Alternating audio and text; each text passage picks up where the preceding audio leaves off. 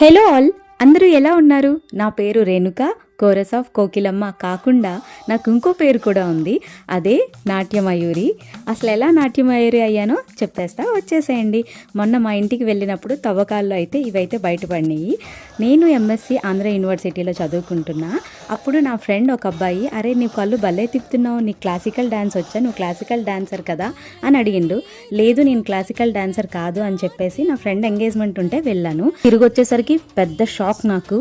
Freshers party date కూడా fix చేసేసారు.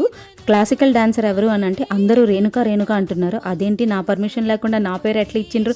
That నా క్లాసికల్ డాన్స్ లో బేసిక్స్ కూడా. సీనియర్స్ అయితే ర్యాగింగ్ లో ఇది కూడా ఒక పార్ట్, నువ్వు డెఫినెట్లీ చేయాల్సిందే అని కరాఖండిగా చెప్పేశారు. ఇంకేముంది, పూర్ణ మార్కెట్ వెళ్ళి జ్యువెలరీ అన్ని తీసుకొని భరత విధుమగా సాంగ్ సెలెక్ట్ చేసేసుకుని డాన్స్ అయితే వేసేసా.